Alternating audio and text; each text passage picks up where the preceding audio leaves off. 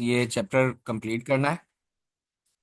और उमर, तुमने ये सारी जो है ना रिकॉर्डिंग्स उस पर डालनी है, मैं अप्रूव कर दिया तुम्हें, ठीक है। जी सर। अच्छा जी, हम लोग कहाँ थे? हम लोग थे कि हम लोगों ने मोल्टन आयनिक कंपाउंड्स का जो है हमने स्ट्रक्चर जो है वो डिस्कस किया कि हमने किस तरीके से मोल्टन ये भी आयनिक हमने कंपाउंड्स को हम। ग्रेफाइट भी पढ़ा था सर। जी, यस। अब ये चीजों के ऊपर,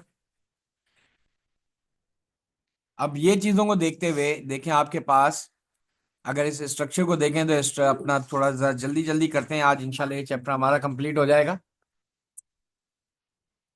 क्या इलेक्ट्रोलिसिस हमारे पास क्या है? Breaking down by electricity. अब इसके अंदर जो एक सबसे इंपॉर्टेंट कंपोनेंट आप लोगों ने डिस्कस करना है वो क्या डिस्कस करना है कि कोई भी लिक्विड जो कि जिसमें आयंस होते हैं वो कंडक्ट कर सकता है इलेक्ट्रिसिटी, ठीक है ना। हमने उसको क्या करना चाहिए कि आयंस जो होते हैं they are free to move. आपने अपने जहन में सबसे पहली चीज ये रखनी है कि जब इलेक्ट्रोलिसिस की बात करें तो हम आयंस की बात करेंगे, and ions are free to move. But at the same time decomposition takes place, यानी कि जब वो आयंस मूव कर रहे होते हैं तो उनको वो अपना जो कंपाउंड है वो टूट रहा होता है, ठीक है। तो यस सर। आप क्या कर सकते हैं, हम इलेक्ट्रिसिटी को यूज करेंगे to break down the substance, और ये प्रोसेस हमारा इलेक्ट्रोलिसिस कहलाता है। अब ये डायग्राम आप लोगों के सामने यहाँ पे मौजूद है, ठीक है मेरे बच्चों। अब इस डायग्राम के अंदर आप लोगों को क्या नजर आ रहा है? अगर आप गौर से देखें तो आपको दो इलेक्ट्रोड्स नजर आ रहे हैं। एक आपके पास नेगेटिव इलेक्ट्रोड है, एक आपका पॉजिटिव इलेक्ट्रोड है। अब ये जो नेगेटिव इलेक्ट्रोड है, ठीक है, अब ये जो नेगेटिव इलेक्ट्रोड है हमने इसको क्या नाम दिया था? हमने इसको नाम दिया था कैथोड का, ठीक है जी। और ये जो पॉजिटिव इलेक्ट्रोड है इसको नाम दिया था एनोड का। आपको मैंने ये वर्ड, बहुत सारे तरीके हैं जिससे आप यूज कर सकते हो, जैसे मैंने आपको वर्ड बताया पैनिक, ठीक है जी, पैनिक बताया, पॉजिटिव एनोड, और आपके पास क्या था? नेगेटिव इज कैथोड, ऐसी सर तरह। मेरा एक छोटा सा क्वेश्चन है। जी जी अभी ये बोलिए। जो डायग्राम है सर, ये जी एक जी। लो स्केल पे बनी हुई है, मतलब छोटी डायग्राम है। हम हम्म। इसको लाइक हाई स्केल पे कर सकते हैं जिसमें वो ज्यादा मैन्युफैक्चरिंग को आ जाए। बिल्कुल कर सकते हैं, बिल्कुल कर सकते हैं। लेकिन ये याद रखिएगा, आप लोगों को जो है ना कभी भी ये डायग्राम बनाने के लिए नहीं आएगी। ये तो सिर्फ एक नेमिंग के पिक्टोरियल लिए आ दिया सकती गया है है। सर। हाँ लेबलिंग, हाँ लेबलिंग में आ सकती है, और लेबलिंग में इससे ज्यादा नहीं है, ठीक है। Labelling okay. इससे ज्यादा नहीं है, ठीक है मेरे बच्चे। आपको इससे ज्यादा डिटेल में जाएंगे तो इलेक्ट्रोलिसिस तो एक बहुत बड़ा वो है प्रोसेस और चीजें आएंगी, लेकिन आपने इससे ज्यादा नहीं करना, ठीक है। अब यहाँ पे आपके पास नेगेटिव जो होता है कैथोड होता है, पॉजिटिव एनोड होता है। फिर इसके अंदर आपके पास ये जो इलेक्ट्रोड्स हैं हमने इनको वायर्स के साथ हमने कनेक्ट कर दिया था। यहाँ पे आपके पास देखें, अगर ये नेगेटिव टर्मिनल वाली साइड पे एक स्विच है जो कि करंट की अपना इलेक्ट्रॉन की सप्लाई को देगा। अब हम लोगों ने यहाँ पे अब एक नेक्स्ट सर सब्सटेंसेस अभी यूज करने आपको एक ये है। रिक्वेस्ट आएगी, मैं उसके ऊपर कन्वर्ट कर रहा हूँ अपनी क्लास लैपटॉप के ऊपर, ठीक है सर?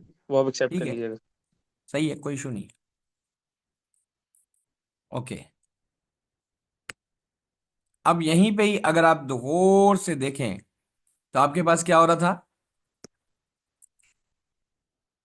हो गए हो राफे? Are you connected here? आवाज आ रही है मेरी? जी सर। हाँ जी सर, ठीक आ है, रही है। ठीक है। अच्छा जी, अब यहाँ पे अगर आप गौर से देखें तो हमारे पास number one, step number one देखें, स्टेप बाय स्टेप चलते हैं। अब स्टेप वन के अंदर देखते हैं तो आपके पास इलेक्ट्रॉन्स जो है मूव करना शुरू है जैसे आपने स्विच बंद किया, और ये इलेक्ट्रॉन्स कहाँ पे जाके जमा होना शुरू हो गए? आपके पास स्टेप नंबर टू पे अगर देखते हैं तो आपके पास कहाँ पे जाके शुरू हो गए? ये इलेक्ट्रॉन्स यहाँ पे जाके अक्यूमुलेट हो गए। जैसे इलेक्ट्रॉन यहाँ पे अक्यूमुलेट हुए तो यहाँ पे स्टेप नंबर थ्री के ऊपर अगर आप गौर से देखो तो आपके पास नेगेटिव इलेक्ट्रॉन्स यहाँ पे आ गए हैं। तो अब ये नेगेटिव इलेक्ट्रॉन्स की वजह से क्या होगा? जो आपका ये लेड आइन है ना, LEAD, जिसको हम PB से रिप्रेजेंट करते हैं, ये क्या होगा? यहाँ पे अट्रैक्ट होगा। अगर मैं इसको तो कुछ इस हमेशा सर तरीके ये से, पीबी रहेगा? हाँ हमेशा, क्योंकि इसके ऊपर जब तक ये पॉजिटिव आइन है तब तक ये PB ही रहेगा, टू पॉजिटिव आइंस। ये सर। सही है जी। अब यहाँ पे एक बड़ी मजेदार सी बात है। अब लेट सपोज कि यहाँ पे अगर ये मैं कह रहा हूँ कि ये आपका कैथोड है, ठीक है जी, ये कैथोड है, और इसके अंदर क्या है? ये इलेक्ट्रॉन्स हैं जो कि आपके पास कहाँ से आए? बैटरी से आए। अब यहाँ पे आपके पास ये जो लेड आइन है वो लेड आइन यहाँ आया, PB2 पॉजिटिव, और इसने यहाँ से दो इलेक्ट्रॉन्स गेन किए। क्या किया? अपने दो इलेक्ट्रॉन्स को गेन किया। अब दो इलेक्ट्रॉन्स को गेन किया, तो गेन होने के बाद ये क्या हो गया, पीबी एटम के अंदर कन्वर्ट हो गया। ये आयन से किसके अंदर कन्वर्ट हो गया, एटॉमिक स्टेट के अंदर, एलिमेंटल फॉर्म में आ पीबीएट। गया। सही है। अब स्टेप नंबर 3, ये कैथोड की कहानी हो गई खत्म। अब आ जाते हैं एनोड पे। अब एनोड के ऊपर आ जाते हैं, तो स्टेप 3 के बाद हमारे पास क्या था, कि step number 4। This is the step number 4।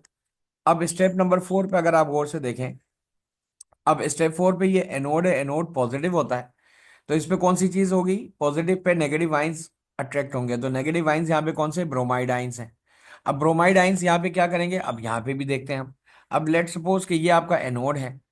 अब ये एनोड के ऊपर ये आपके जो ब्रोमाइड आइंस हैं वो क्या कर रहे हैं, अब वो देखिएगा। अब ये एनोड है आपका, ये एनोड है, इस एनोड के ऊपर आपके पास क्या आ रहे हैं, ये ब्रोमाइड आइंस हैं। अब ब्रोमाइड है, मैं ब्राउन कलर यहाँ पे ले लेता हूँ। ठीक है, ये आ गया आपका ऑरेंज ब्राउन कलर की टाइप की, ये स्ट्रक्चर हो गया ऑरेंज ब्राउन, ये इस तरह का स्ट्रक्चर है। अब ये ब्रोमाइड आइन जो होते हैं ये बी आर नेगेटिव आइन है। अब ये नेगेटिव क्यों है बॉस, क्योंकि इस पे एक्स्ट्रा इलेक्ट्रॉन होता है, हम लोग पढ़ के आ चुके हैं। अब ये अपने इलेक्ट्रॉन जो होंगे वो यहाँ पे डिपॉजिट करेंगे। ये अपना इलेक्ट्रॉन जो है यहाँ पे डिपॉजिट कर रहा है एनोड को, and it is converting into what, it is converting into bromide से ये बनेंगे पहले ब्रोमीन एटम्स। ठीक है जी, और ब्रोमीन एटम जो है आपस में सेल्फ रिएक्ट करके ये बना देते हैं ब्रोमीन का मॉलिक्यूल। ठीक है। और जब जैसे ही ये सर्किट कंप्लीट होता है और इलेक्ट्रॉन यहाँ पे एनोड को मिल जाते हैं, तो एनोड से जो इलेक्ट्रॉन्स होंगे जो ब्रोमीन ब्रोमाइड के थे, ठीक है, इलेक्ट्रॉन्स ऑफ जो है ना, ये इलेक्ट्रॉन ऑफ जो नेगेटिव आइन जो था वो यहाँ पे ब्रोमाइड थे, they are moving from that wire, इस वायर से मूव करते हुए बैटरी पे चले जाएंगे, और आपके पास ये स्टेप नंबर 5 क्या होगा, कंप्लीट हो जाएगा। ठीक है। अब यहाँ पे एट द एंड अब हम ये बता सकते हैं कि पहले जो हमारे पास एक लेड ब्रोमाइड था ये मोल्टन स्टेट में, अब ये किस में कन्वर्ट हो चुका है, ये लेड में टूट चुका है और ब्रोमाइड में टूट चुका है। लेकिन ये हुआ किसकी वजह से था, करंट की वजह से। तो दैट इज कॉल्ड इलेक्ट्रोलाइसिस। तो इलेक्ट्रॉन्स, ठीक है जी, electrons carry the current through the wires and the electrodes, but the ions carry it through the liquid. Ions कभी भी डायरेक्ट नहीं लेते इलेक्ट्रॉन्स को सॉलिड स्टेट में, उनको लिक्विड स्टेट में आना चाहिए या मोल्टन स्टेट में आना चाहिए। अब लिक्विड स्टेट कौन सी हो सकती है, मोल्टन है या एक्वस फॉर्म है, जब पानी के अंदर, या अगर कोई एक ऐसा आयनिक कंपाउंड है जो पानी में डिजोल्व हो जाए, तो ये चीज आपके पास आ जाएगी इस तरीके से। Got it, is that clear, यहां तक चीज क्लियर है मेरे बच्चों, क्लियर है, आगे चलें। यस सर, क्लियर है। अब यहाँ पे कह रहा है electrolysis of other molten compounds में कोई भी आप चीज देख लें, कंपोनेंट इसका सेम ही रहेगा, pattern is the same for all molten ionic compounds of the two elements. Electrolysis breaks the molten ionic compound down to its elements, giving the metal at cathode. जो मेथड, मेटल से मुराद है positive, positive ion जो होंगे वो आपके cathode पे जाएंगे, चाहे वो मेटल हो चाहे हाइड्रोजन आइंस हो, क्योंकि हाइड्रोजन आइंस भी पॉजिटिव आइंस होते हैं। ठीक है। एंड द नॉन मेटल जो होंगे वो एनोड पे आएंगे। So it's a very important process. We depend on it to obtain reactive metals such as lithium, sodium, potassium, magnesium, aluminium को हम इसके अंदर से निकालते हैं।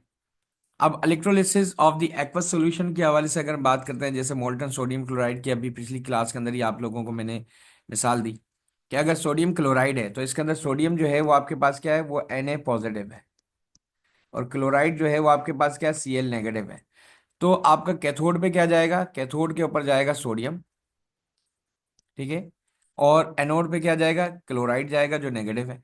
लेकिन अगर जैसे मिसाल के तौर पे सोडियम क्लोराइड को अगर कॉन्सेंट्रेटेड सॉल्यूशन की बात करें, अब कॉन्सेंट्रेटेड के अंदर आपके पास क्या होगा, कैथोड के ऊपर सोडियम नहीं जाएगा, हाइड्रोजन जाएगा, ऐसे कैसे। अब मेरी बात सुन ले। अब यहाँ पे दो चीजें हैं जो आपने अपने जहन में रखनी है। एक तो था कि मोल्टन आयनिक कंपाउंड के अंदर, जैसे मोल्टन NaCl लिया तो इसके अंदर सिर्फ दो आइंस प्रोड्यूस हो रहे थे, एक था Na पॉजिटिव और दूसरा था आपके पास Cl नेगेटिव। लेकिन अगर अगर इसका कॉन्सेंट्रेटेड सॉल्यूशन में ले लेता हूँ, कॉन्सेंट्रेटेड NaCl सॉल्यूशन लेता हूँ, ठीक है जी, NaCl सॉल्यूशन लेता हूँ जो कि पानी के अंदर है, तो अब इसके अंदर चार आइंस मौजूद हैं, दो पॉजिटिव है, Na पॉजिटिव भी है और हाइड्रोजन आइन पॉजिटिव भी है, और दूसरी साइड पे आपके पास क्या है, Cl आइन नेगेटिव है और OH आइन नेगेटिव है। अब मेरे भाई यहाँ पे चार ऑप्शंस आ गए। अब सवाल ये आता है कि सोडियम आयन जाएगा कैथोड में या हाइड्रोजन आयन जाएगा, तो उसके ऊपर आपने अपनी रिएक्टिविटी सीरीज का सहारा लेना है। याद रखिएगा कि आपके पास हाइड्रोजन आयन जो है दिस इज लेस रिएक्टिव। जो चीज लेस रिएक्टिव होगी वो कैथोड पे जाएगी। लेस रिएक्टिव जो सब्सटेंस है वो ही कैथोड पर जाएगा। अब लेस रिएक्टिव सब्सटेंस के अंदर देखें, अब इसको भी आप याद कर सकते हो बड़े आसान तरीके से। इसके लिए हमने एक एक्रोनिम बच्चों को याद करवाया और वो आप भी याद कर लें। अब ये क्या लिखा हुआ है, सबसे हाईएस्ट रिएक्टिव कौन सा होता है, पोटेशियम, बेन, सोडियम वगैरह वगैरह वगैरह। तो इसके लिए मैंने खुद एक नेट से एक जगह से चीज देखी, तो मैंने कहा ये याद कर लें। यहाँ पे आप लिखते हैं P for please, P for potassium, S for stop, S for sodium. Calling के लिए हमने, कैल्शियम के लिए हमने कॉलिंग वर्ड यूज कर लिया है। मैग्नीशियम के लिए हमने मी वर्ड यूज कर लिया। एल्यूमिनियम के लिए ए वर्ड, ए अल्फाबेट हमने यूज किया। Please stop calling me a zebra. Zinc के लिए हमने जीब्रा वर्ड यूज कर लिया। ठीक है। आयरन के लिए हमने इंस्टेड वर्ड यूज कर लिया। लेड को हम क्या बोलते हैं, अच्छा इसके अंदर एक और भी होता है जो यहाँ पे आपकी रिएक्टिविटी में डाल दिया इन्होंने। इधर है टी आर वाई, ट्राई के लिए हम यूज करते हैं टिन। क्या यूज करते हैं, tin, T I N, tin.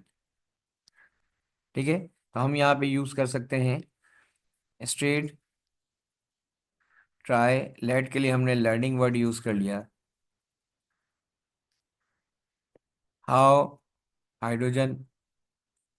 Copper के लिए हमने कॉपर ही कर लिया। सिल्वर के लिए हमने सेव कर लिया। और एक और यहाँ पे आपका एलिमेंट है वो भी डाल दें, वो है गोल्ड। तो ये आपकी पूरी रिएक्टिविटी सीरीज हो गई। ये आप इसको एक दो दफा रट्टा शट्टा मारेंगे तो ये खुद ब खुद ही आपके जहन में आ जाएगा। ठीक है, कहीं कहीं पे रट्टा मारना भी जरूरी होता है। अब ये देखो पूरा एक जुमला बन गया ये। और इसके हर उसके पहले अल्फाबेट से उसका जो है ना यहाँ पे लफ्ज इस्तेमाल हो रहा है। जैसे अभी सी एल के अंदर कैल्शियम हमने यहाँ पे हो गया। अब देखिए, please stop calling me a zebra. ठीक है। Institute try learning how copper saves gold. Please stop calling me a zebra, institute try learning how copper saves gold. Please stop calling me a zebra, institute try learning how copper saves gold. अब ये क्या हुआ, आपको याद रखना आसान हो जाएगा। हाँ भाई, है आसान है ना। अब इसके ऊपर देखें तो आपके पास हाइड्रोजन जो है वो आता है यहाँ पर, और सोडियम आ रहा है यहाँ पे। तो सोडियम इज मोर रिएक्टिव। जो ज्यादा रिएक्टिव होता है वो पॉजिटिव आयन रहना पसंद करता है। तो भैया यहाँ पे आपके पास, क्योंकि इधर यहाँ पे आपके पास अब आएगा हाइड्रोजन, हाइड्रोजन आयन आएगा बिकॉज इट्स लेस रिएक्टिव। क्योंकि यहाँ पे आपके पास क्या है, hydrogen is less reactive, less reactive than sodium. ठीक है जी, देन सोडियम। अब यहाँ पे आप लोगों ने ये याद रखना है। दूसरा, अब यहाँ पे मसला क्या है, ये कॉन्सेंट्रेटेड है। अब कॉन्सेंट्रेटेड है तो इधर यहाँ पे आपके पास क्लोराइड जो है, आपके पास क्लोराइड जो है मोर इन नंबर्स, तो ये आ जाएंगे। अगर आप मुझसे सवाल कर सकते हो सर अगर ये डाइल्यूटेड होता तो, आप सवाल कर सकते हैं मुझसे, सर अगर ये डाइल्यूटेड होता तो क्या करते हैं भाई, तब क्या करते हैं, तब कि हम आपको बता देते हैं क्या करते हैं, ये करते हैं हम। ठीक है। ये देखिएगा आप, मैंने आप लोगों के सामने एक काम करता हूं। मैं यहाँ पर एक बनाता हूँ एक स्ट्रक्चर, और यहाँ पे हम एक की यहाँ पे प्रोड्यूस कर देंगे। ठीक है। ये हो गया, एक दो तीन चार पाँच छः सात आठ नौ दस, सही है, ठीक है, काफ़ी है, इतने काफ़ी है। अब इसके साथ साथ मैंने क्या किया, यहाँ पे मैंने अपना इलेक्ट्रोलाइट की हेडिंग डाल दी।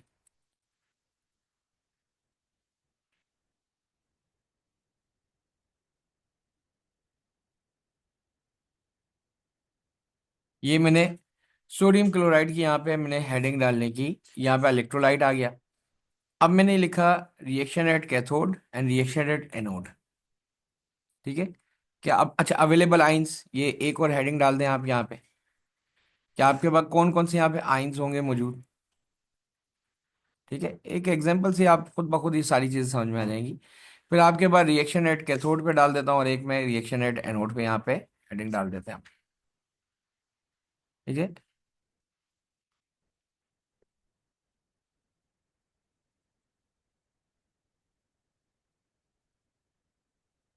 ठीक है जी।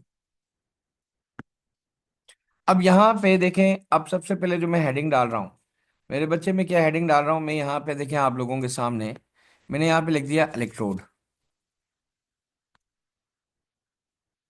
Electrolyte sorry, electrolyte. अब यहाँ पे मैंने इलेक्ट्रोलाइट यूज किया।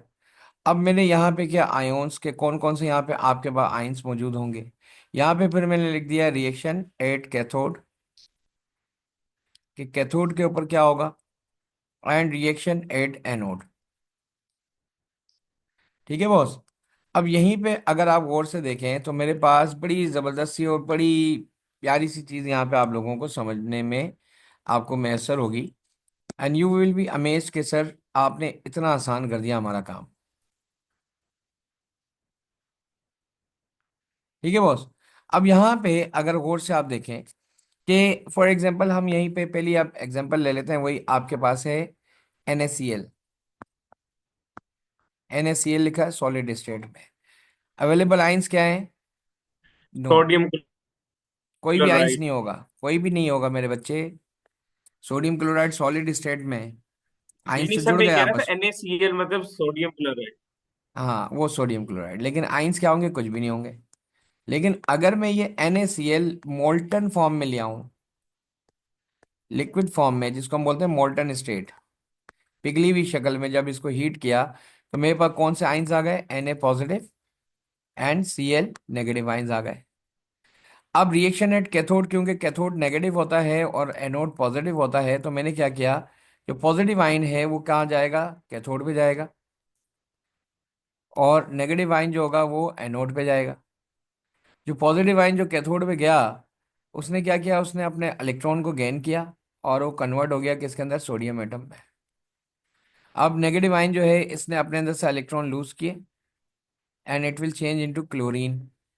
लेकिन क्लोरीन कभी भी अकेले नहीं रह सकती, क्लोरीन कभी भी लाइक अकेले नहीं ले सकती, तो इस कम्बक को क्या चाहिए? इसको चाहिए कि ये डायटोमिक फॉर्म में आएगी। जब ये डायटोमिक फॉर्म में आएगी तो ये Cl2 बनाती है। तो टू का मतलब है यहाँ पे दो इलेक्ट्रॉन होने चाहिए और ये दो आइंस होने चाहिए। अच्छा एक चीज अपने जहन में अपने रखिएगा आप सब लोग, मेरे बच्चे, अगर जितने इलेक्ट्रॉन्स यहाँ हैं उतने ही इलेक्ट्रॉन्स यहाँ होने चाहिए। अगर ये दो इलेक्ट्रॉन्स इधर हैं तो इसका मतलब there must be two sodium at sodium ion and sodium atom. इस तरीके से दोनों इक्वेशंस को आपने बैलेंस करना है, वरना काम खराब हो जाएगा। Is that clear? यस यहां सर। तक चीज क्लियर है? अच्छा तीसरी चीज जो आपके पास आती है वो पता है क्या आती है, कि सोडियम क्लोराइड मिसाल के तौर पे आपके पास क्या है, NaCl है, ये कॉन्सेंट्रेटेड फॉर्म में, किस फॉर्म में है? कॉन्सेंट्रेटेड। कॉन्सेंट्रेटेड का मतलब इसमें पानी कम है जी, यही है ना कॉन्सेंट्रेटेड फॉर्म में। अब कॉन्सेंट्रेटेड फॉर्म में लेकिन आइंस कौन कौन से? सोडियम आइंस हैं एंड हाइड्रोजन आइंस हैं, और दूसरी तरफ क्या है? क्लोराइड आइंस हैं एंड हाइड्रो ऑक्साइड आइंस हैं। ठीक है, अब क्या करेंगे आप? अब सोडियम आइंस मतलब में सर से, ये जब तक सॉलिड के अंदर है इसका कुछ भी, ना कैथोड ना एनोड ना आयंस। और बिल्कुल। जिस तरह ये मोल्टन फॉर्म या कॉन्सेंट्रेटेड में आता है तो इसके ये निकल सकते हैं। है ना, क्योंकि पानी भी तो आइंस बनाएगा ना, हाइड्रोजन एंड हाइड्रोक्साइड आयन, है ना जी। हाँ जी। अब यहाँ पे आपके पास क्या करेंगे कि इस कंडीशन के अंदर अब यहाँ पे क्या आएगा, इधर आपका हाइड्रोजन आइंस आ जाएंगे। कौन से आइंस आ जाएंगे? हाइड्रोजन। हाइड्रोजन आइंस आ जाएंगे। लेकिन हाइड्रोजन आइंस क्या करेंगे, ये भी अपना इलेक्ट्रॉन गेन करेंगे। इलेक्ट्रॉन गेन करने के बाद ये बना देंगे हाइड्रोजन एटम। लेकिन हाइड्रोजन भी सोडियम की तरह डायटोमिक होता है और ये H2 की फॉर्म में आता है। तो मेरे बच्चे यहाँ पे इसको बैलेंस करो, अगर ये H2 है तो दो हाइड्रोजन आइंस होने चाहिए और दो ही इलेक्ट्रॉन्स होने चाहिए। ठीक है जी। अच्छा दूसरी तरफ, क्योंकि कॉन्सेंट्रेटेड है तो यहाँ पे क्या आएगा, वही क्लोराइड ही आएगा। और सेम यही ऊपर वाला फिनोमिना जो है, ऊपर जो लिखा हुआ था वही आपके पास फॉलो होगा। ठीक है, कि आप क्लोराइड, ये भी आपके पास डायटोमिक होता है, तो इसने दो इलेक्ट्रॉन गेन करने हैं, दो क्लोराइड आइंस होने चाहिए। अच्छा जी, अब तीसरा जो आपके पास जो है चीज़ है, अब यहाँ पे आप ये कर सकते हो कि सोडियम क्लोराइड जो है वो आपके पास कॉन्सेंट्रेटेड की बजाय वो है डाइल्यूटेड फॉर्म में। किस फॉर्म में है? डाइल्यूटेड। डिल्यूटेड। DIA। ठीक है जी, DIL लिख दिया मैंने इसको। ठीक है, हमेशा याद रखें डाइल्यूटेड के लिए छोटा सा DIL लिखते हैं, इसका मतलब होता है डाइल्यूटेड। अगर ये डाइल्यूटेड फॉर्म में है तब आपके पास क्या होगा?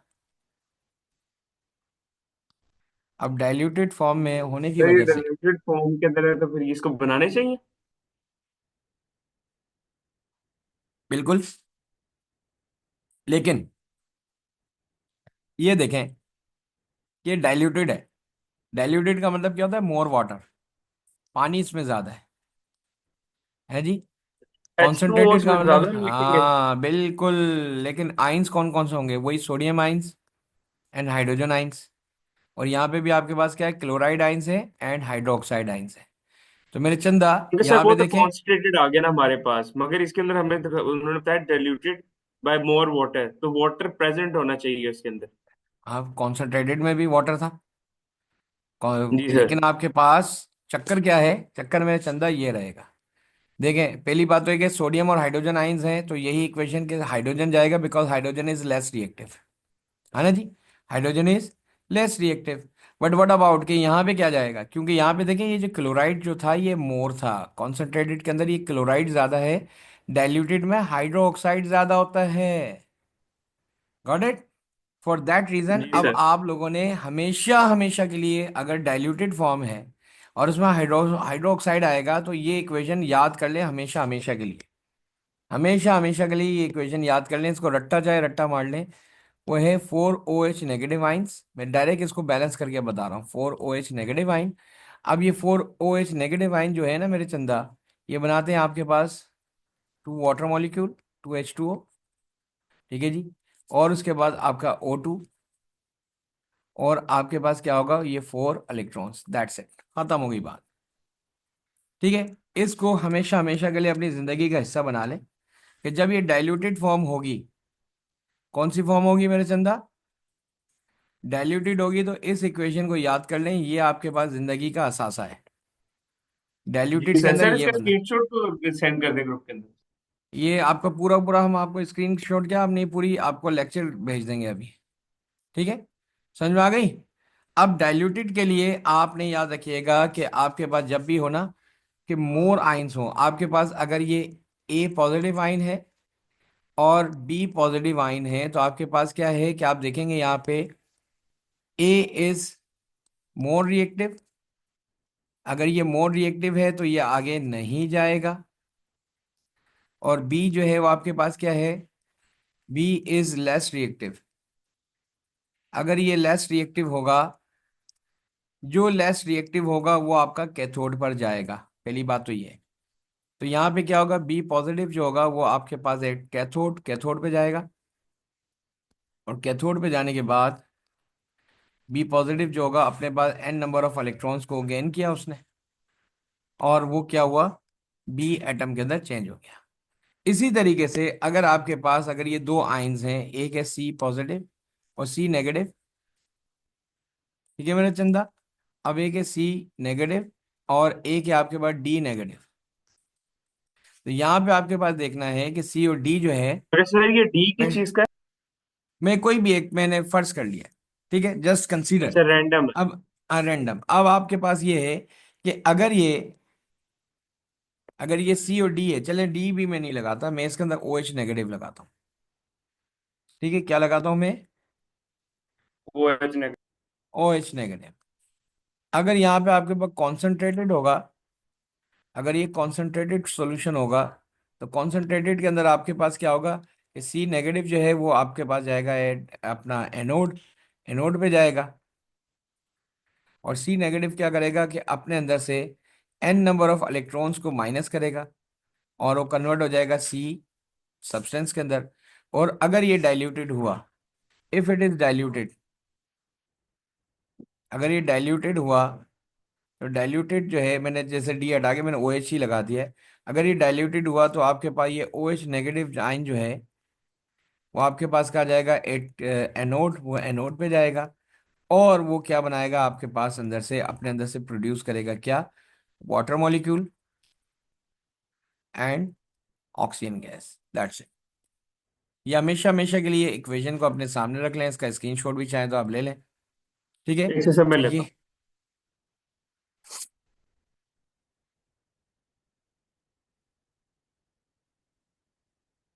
ठीक है, हो गया। ले लिया सर। अब मैं इसको थोड़ा सा और भी आपके सामने इसके अंदर सेपरेटर्स लगा देता हूं, ताकि आप लोग थोड़ा सा इसको आसानी के साथ कर लें। सर मैंने ग्रुप में भी सेंड कर दिए। चलिए, ये तो बहुत जबरदस्त कर दिया आपने। ठीक है,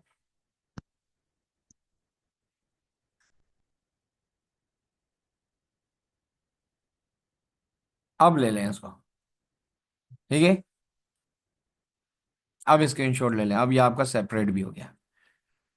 इज इट क्लियर? यहां तक चीज क्लियर है मेरे बच्चे? आगे चले?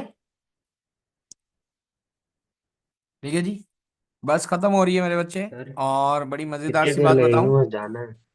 बस खत्म खत्म, ये आपका चैप्टर खत्म हो गया मेरे चंदा।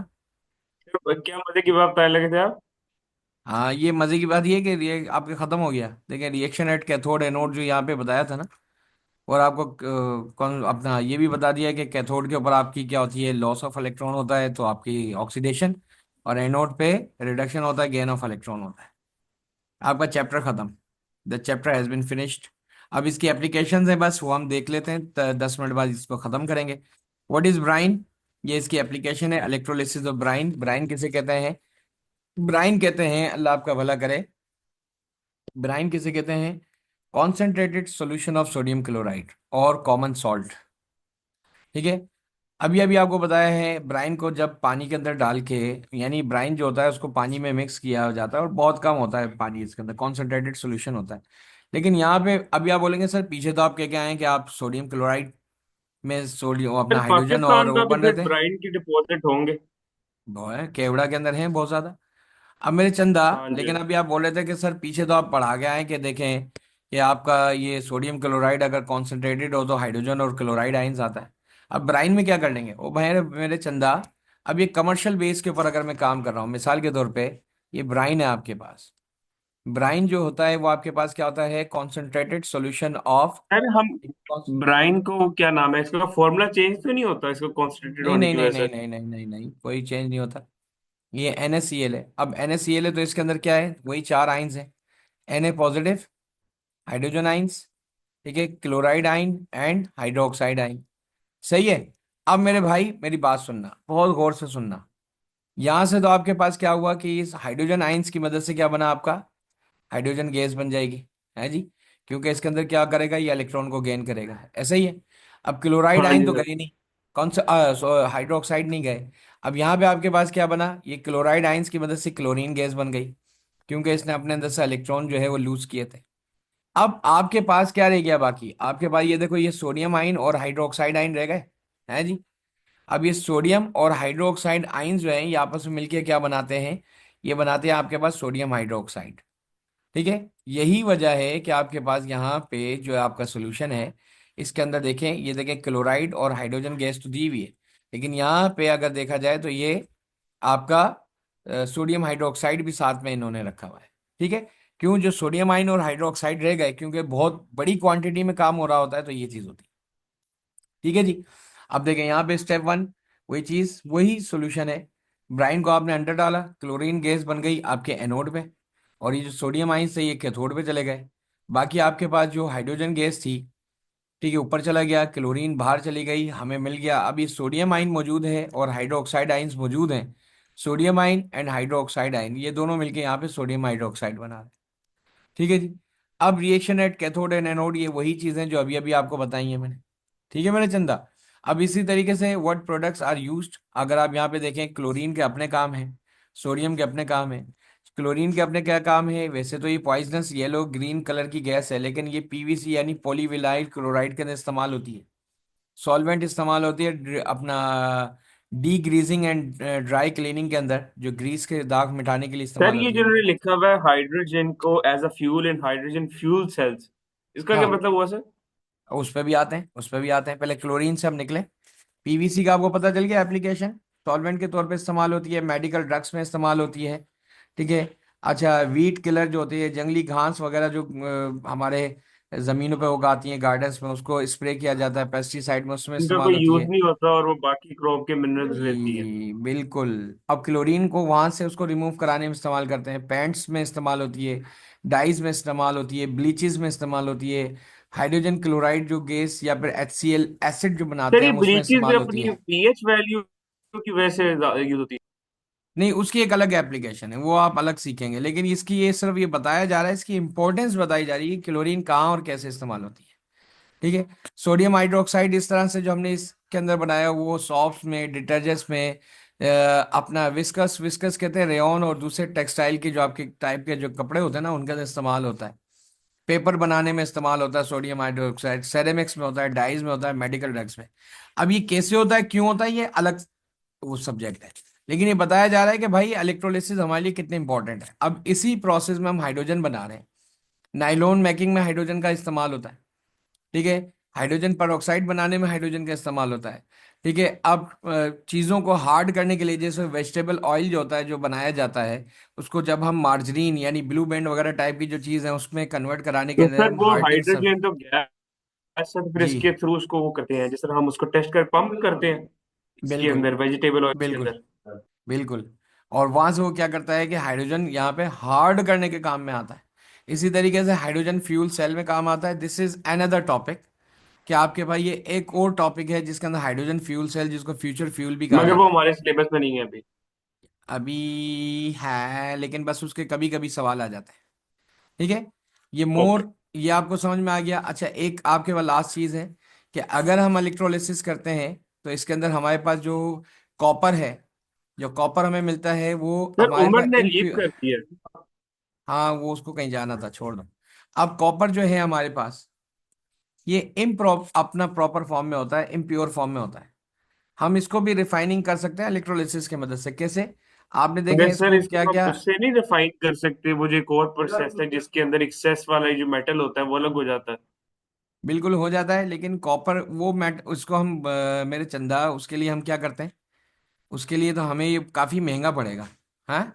इसका हम क्योंकि रिडक्शन हमें प्रोसेस तब होता है तक कि। इसका वो इसे जरा हायर वाला डालना पड़ेगा ताकि उसकी जो जी। सराउंडिंग मेटल है वो अलग हो जाए अब ये और ये देखो, ये कॉपर तुमने अलग हो अभी, जाए। अभी तुमने रिएक्टिविटी सीरीज पढ़ी है, पढ़ी है ना अभी अभी। हाँ जी। अब मेरे चंदा, कॉपर से ऊपर जितने भी मेटल्स हैं वो सारे बहुत महंगे हैं। कॉपर ये से ऊपर सोडियम है, कैल्शियम ये है, ये अच्छा सब महंगे हैं। एक्सपेंसिव है मगर इसे कर सकते हैं। हाँ, कर सकते हैं, बिल्कुल कर सकते हैं। तो इसी वजह से सर हम ये एक इसको सेकंड, इलेक्ट्रो। जेब्रा वाला स्टॉप कॉलिंग में जेब्रा पे जाइएगा, मैं इसका स्क्रीनशॉट लेना। ये ले जी, ले लीजिए।